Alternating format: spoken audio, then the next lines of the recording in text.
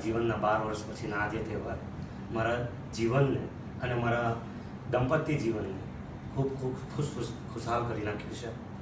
આ ખુશહાલ જિંદગીમાં અને આજે બની ચૂકેલા 12 વર્ષના રેગિસ્તાન સમાન જીવનને ખુલ્લી રેતની અંદર રખડતા રઝળતા એવી જિંદગી જીવી છે જેમાં શારીરિક, માનસિક અને ફાઇનાન્શિયલ ખૂબ ત્રસ્ત થઈને પોતાની જિંદગીને ખોઈ બેઠેલા વિશ્વાસનો, આત્મવિશ્વાસનો આજે 12 વર્ષ પછી જીવનના આ ફૂલો ખીલી ઉઠ્યા હોય એવું જિંદગી અમારી આજે ખુદ ડૉક્ટર કૃપલબેન શાહના સંપર્કમાં આવતા ખૂબ જ હૃદયમાં પ્રેમની અને સહાનુભૂતિની લાગણી અનુભવીએ છીએ.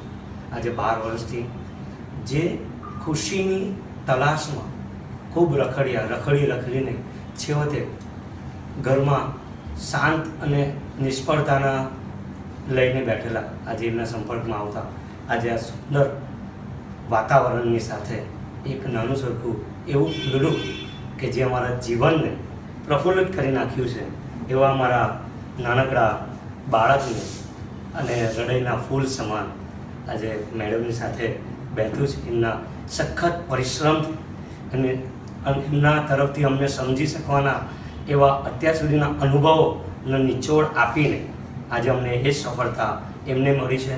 એટલું જ નહીં, એમને માત્ર થેન્ક યુ કહેવાથી એ પૂરું થતું નથી, કારણ કે એના અમારા જીવનમાં એમને ખૂબ પ્રફુલ્લત લાવવા માટે સખત મહેનત કરી છે.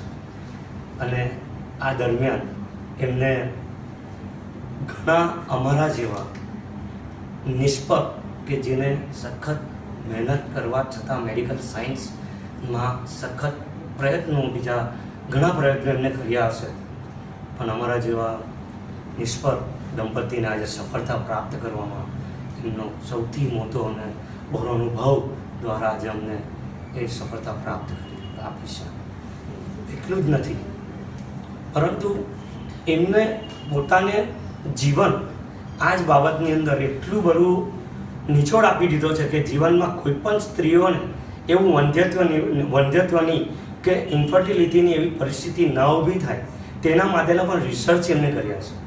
અને આજે એ અનુભવ અને આજે એમના જે પેપરમાં ન્યૂઝ અને એ બાબતનું સાંભળતા અને વાંચતા ખદગદ થવાય છે કે ખરેખર એમને આ લાઈફની અંદર કેટલાય આવા દંપતીઓને એમને આ જીવનમાં પ્રફુલ્લિત અને આશાઓના કિરણો આપીને આજે એમને એક નાનું બાળક સમાન ફૂલડાઓથી રેગિસ્તાનની જિંદગીને એક હરિયાળી બગીચા જેવું બનાવ્યું છે.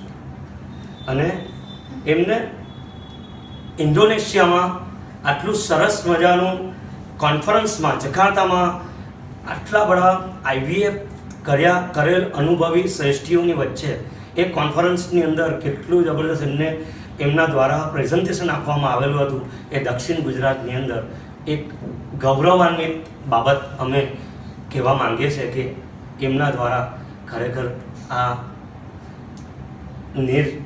નિસંતાન દંપતીઓને માટે એમને જે સખત પ્રયત્ન કરવામાં આવે છે તે સરાહનીય છે.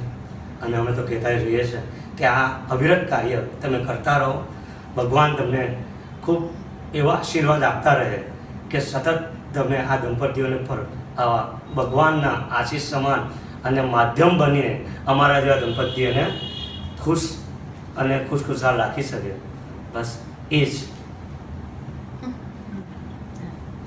અમે જાતના પ્રયત્નો ઘણી કોશિશ કરી હતી, પરંતુ છેલ્લા 2 વર્ષના ગાળા દરમિયાન અમે હિંમત પણ હારી ચૂક્યા હતા અને ટોટલી નિષ્ફળ થઈ ગયા એવું અમને લાગતું હતું કે હવે કદાચ કંઈ થવાનું નથી. પરંતુ રૂપલબેન શાહની હિંમત અને એમના આત્મવિશ્વાસને કારણે આજે અમારા જીવનની અંદર આ એક ફૂલ સમાન બાળક ખીલી ઉઠ્યું છે, જેને જોઈને આજે અમે રૂપલબેન શાહનો ખૂબ ખૂબ આભાર દિલથી માનીએ છીએ.